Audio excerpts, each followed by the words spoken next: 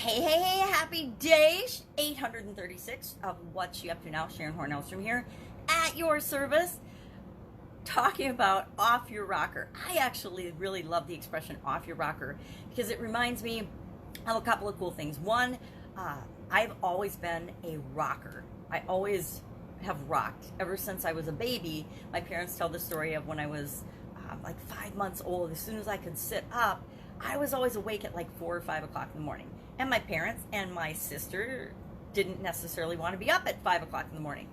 So as soon as I could sit up, they figured out that instead of having to get up with me early and be exhausted, they could sit me in the middle of the living room floor, put pillows and things around, and I would sit and I would rock back and forth contentedly, just, making baby beingness until everybody else got up. So I've always been a rocker. I suppose it was a self-soothing, I don't know why I did it, but I've always done that. And I realized that in my current situation, I don't have a single rocking chair around me. I wondered why I liked the glider at the park with my granddaughter.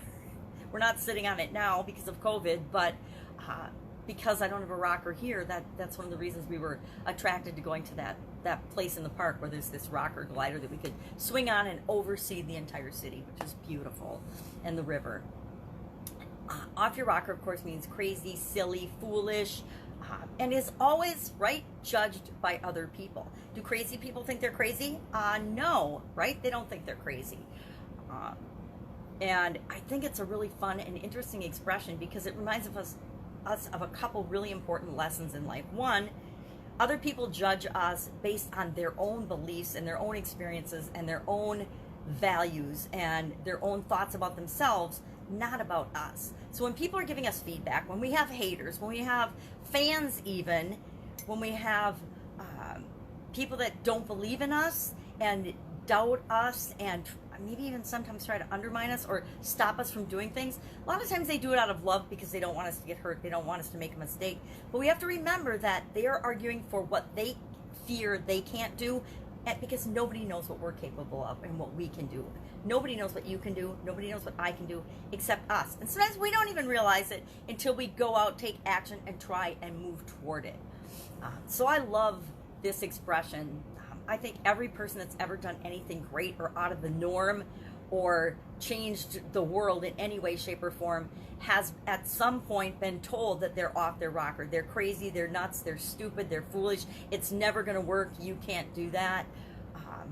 And most people get shut down by that. Most people don't ever go after their dreams and their goals because so many people tell them it's not possible. And we just need to remember that it might not be possible for the person that's telling us it's not possible, but if we came up with the idea, if we thought of it, if we believed in it, if we even had the inkling of it, that means that it's possible for us to steward that into being. And so it's really our responsibility to steward that into being.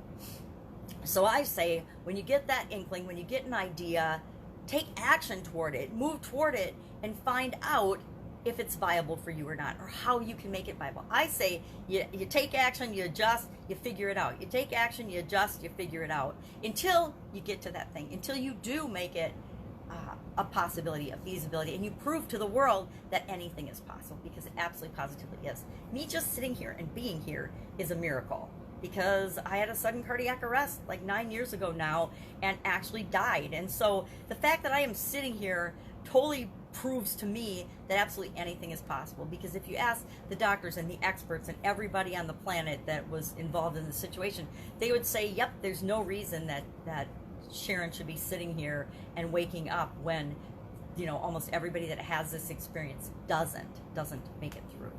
So today is day 2 of the Get Up and Go Challenge, doing a 5-day Get Up and Go Challenge. Did a 30-day Get Up and Go Challenge in the month of April, which was very cool. Lots of great information. Too much information, right? For the vast majority of people, 30 days is too much of a commitment, which makes me sad, because 30 days being too much of a commitment to yourself, not thinking that you're worth a 30-day investment of like 10, 20 minutes a day, that to me is really scary. But been there, done that, right? If somebody would have told me or asked me to do a 30-day challenge a couple of years or a couple of decades ago now, I would have probably said no, because I was busy, right? I was too busy running through my life, running businesses, raising my kids, being involved in the community, doing all kinds of stuff, and just keeping busy, running, like a chicken with my head cut off. And I would have said no. I would have said, I don't have time. And I proved I didn't have time to, even 10 years ago, to invest in my health, to take care of myself, to take care of, I came last, right? When it came on the priority list of what got done and where my time got divvied up, I came last. And as challenging as COVID-19 is for all of us, because everyone on the planet's been impacted by this virus, and all of the changes that have come along with this virus, I feel like it's this huge wake-up call for the world, for the planet, for all of us to take stock in what are our priorities, what have we been focusing on, what is really important to us. I mean, just like I had to do that with my health, because for like 2 decades, I put myself and my health and my well-being last. My physical health, for sure, my mental health, pretty much, my emotional health, for sure, and my spiritual health, all of those came last in terms of my priorities of what I took care of and how I spent my time. And since time is our most valuable resource, that was really a big mistake. And I didn't know it until I got that massive, major health wake-up call and shake. I kind of feel like our whole planet is having a similar experience right now. We're getting that health wake-up call, and we're having to ask ourselves, what really are our priorities? Is it really important that I do nothing but work, chase the almighty dollar, and go after my financial dreams at the expense of everything else, at the expense of my relationships, at the expense of, because if you're spending all your time working, which I was, you're not spending time on the relationships and the people that matter the most to you. My children suffered, my marriage suffered, everything. And of course, we don't realize those things until after the fact, right? And when we're looking back on them. And frankly, on your deathbed is not the time to realize that your priorities were messed up. Now is this huge opportunity for all of us to say, what is important to me? What are my most important priorities? And really, I'm going to let you in on a little secret. When you die, you don't care one bit about how much money's in your bank account. You don't care how many businesses you're running. You don't care how many cars you have, what your house is like, or any of it. None of it matters. When you die, the only thing that matters is the experiences that you had and the lessons that you learned and the relationships that you had with people, which impact the experiences that you've had, right? All the rest of it doesn't mean squat. I wanted to say, but I won't. It doesn't mean anything. It means absolutely zero. We come into this life with nothing. We leave this life with nothing. The ancient Chinese rulers that buried, terracotta soldiers with them, and that the gods or the people and the rulers from the past that buried treasure with them, they had it wrong. It's just rotting in the earth, right? That's why people like to go dig up treasures and things, because they know it's still there, because it didn't go with the person, right? Tale for another day. So, Get Up and Go Challenge Day 2 today. I'm really excited. I finally shrunk down my process. It's not my process. It's a process I've learned over decades of how to deal with challenges and situations, obstacles, challenges, problems, roadblocks, things that stop people in their tracks, kind of like the COVID virus, and freeze us. They cause us to freeze because we don't think we know what to do. Now, you'll notice I said because we don't think we know what to do. Guess what? Secret. Another secret today. Today's full of secrets. We always know what to do. We always know what to do, but sometimes our conscious and our subconscious tries to prevent us from actually believing that we know what to do and then acting upon that, because it wants to keep us safe. Anyway, so I've narrowed it down to 4 things, 4 steps called SOAP, which I'll explain today.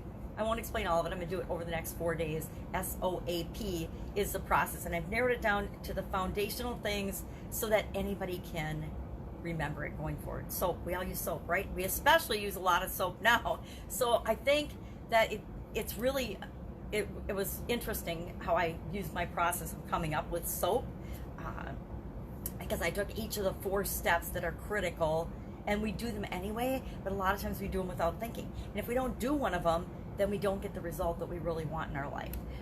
But if we do it, if we automatically do it, and if we make it automatic in our life automatically flows forward, and we move forward and we make progress, which is what we all want anyway. So I'm actually excited about it. I wasn't super excited when I was trying to come up with it, but I'm like, there's got to be a way that I can simplify this and make it easy to remember. Because I've been doing it, and I've been remembering it, and I've been remembering like a 10-step process and doing that automatically. But as I've done that throughout my life, how have I simplified that? Because this isn't the first crisis that I've personally been in, right? It's the first crisis that I'm actually secretly a little excited to be a part of, because there's millions and millions of people going through it with me. I don't feel like I'm all by myself for the first time in a long time, right?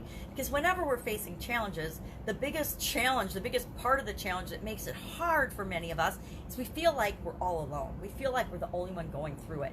But I've been through lots of challenges and lots of crises in my life, like thousands and thousands and thousands, and probably tens of thousands of them. But at least 5, if not 10, major things that would have shut people down, and they would have just quit and given up. In my 20s, I was bedridden for years with chronic pain and chronic illness. In my and then, I had the sudden cardiac arrest, and I've had business challenges, and I've had relationship challenges. I'm divorced. I've had things that happen to my family members. I've had people I love and care about pass away. There's been cancers and disease and trauma and accidents in my life personally, as well as in my immediate family. And all of those things impact and affect us. And a lot of those things could have stopped me in my tracks, and probably, in a lot of people's opinions, including my family, should have stopped me in my tracks. Yet here I am, moving forward and continuing to move forward, because I figure, what's the alternative, right? We either keep moving forward or we stop, and then when we stop, we start to disintegrate, deteriorate, and we die. Well, I'm not done yet, right? I am definitely not done yet, and neither are you, so don't stop. Even if we're moving super duper slowly, infinitesimally slowly, as long as we're moving, we're growing. As long as we're growing, we're progressing. And as long as we're progressing and experiencing our life, we're moving in the direction that we want to go. Even the bad experiences, and it's hard to look back and admit, but the things that didn't kill me actually were the best experiences of my life, because they were the things that showed me that I could have control. I could take responsibility. I could exercise my personal power and make choices that were right for me, and the world didn't end, right? I could get divorced and the world didn't end. I actually believed, up until the time I got divorced, that was probably the worst thing that could ever happen to me. Why? Well, some of my own beliefs, and our beliefs are all our own, right? I adopted a lot of beliefs over the years and decades based on my life and my experiences, that you get married once, you have a marriage, no matter what, you figure it out, you work it out, and then, that's how you live your life.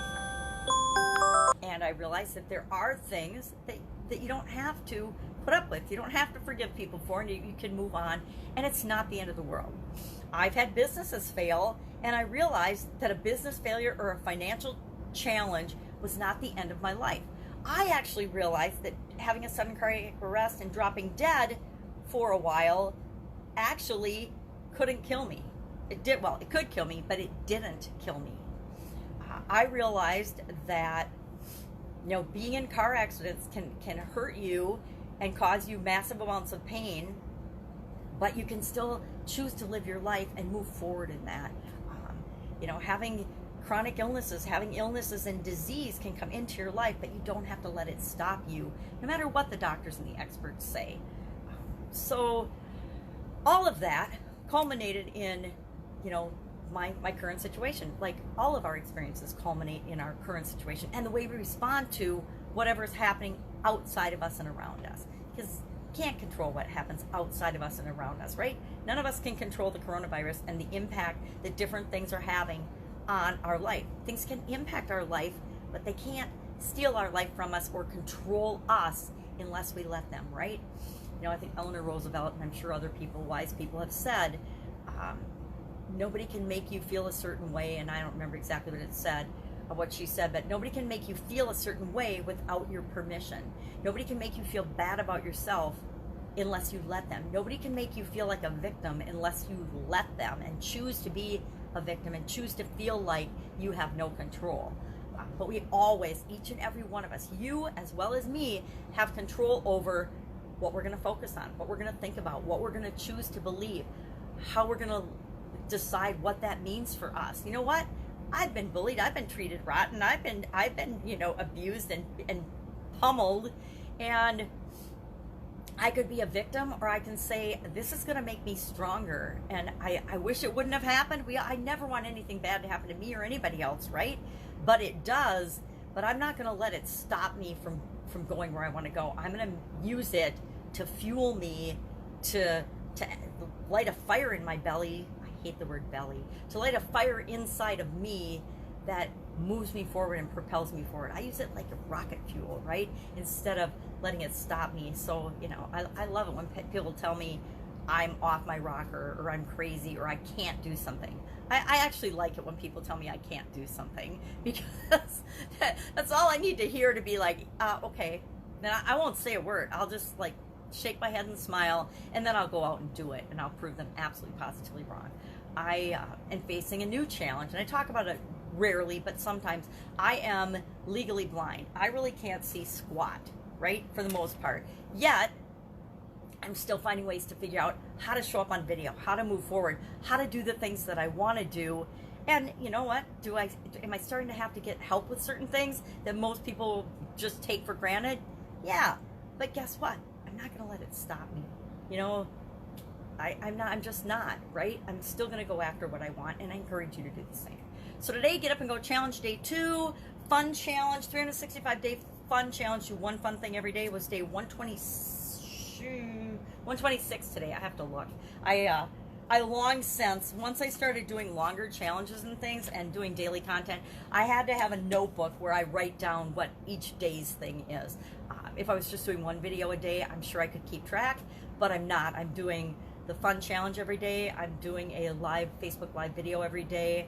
I'm just, and to be honest, the fun challenge is to wake my voice up, because I don't know about you, but I sound like Gravel Gertie in the morning, which is not a good sound. And our voice is our voice. There's not a whole lot we can do about it, but I don't want to sound like Gravel Gertie. So I do the fun challenge to wake my voice up, and then I do the Facebook Live to practice my Supersize Your Business one before I go in front of my business people and talk about the topic that we're talking about for the day. So there's at least 3 to 5 videos, sometimes 6, I do every morning and every day to share content. So I need to keep track of them in a notebook. That's one of the little behind the scenes secrets of how I do things and how we actually get things done. And I have learned to keep things really, really simple. And for someone that likes to overcomplicate everything in my life, that has been a great learning lesson. Just like doing SOAP instead of a 10-step process of how we handle challenges and objectives. People can remember, and people will remember SOAP, and they will use it for the rest of their life. Kind of like I learned plan, do, check, act in college. I still, when I face a situation, if it's a complicated problem, will break it down to plan, do, check, act. And I've learned dozens of complicated problem-solving, decision-making strategies and theories, and I've studied, hundreds and hundreds of different things. Yet, when it comes down to it, I will go back to plan, do, check, act. Why? Because I can remember it, and I used it repeatedly in college and in my work life in corporate America to break complicated things down and simplify them so that everybody could get involved in the decision-making and problem-solving process, right? So that's why I'm excited that I finally simplified it down to SOAP. SOAP is easy, and SOAP is so appropriate given the coronavirus, and we all need to do sanitizing, washing our hands, and cleaning up our acts. That's it. That's all I've got today. Go out, have an absolutely amazing day, and I will, of course, be with you tomorrow.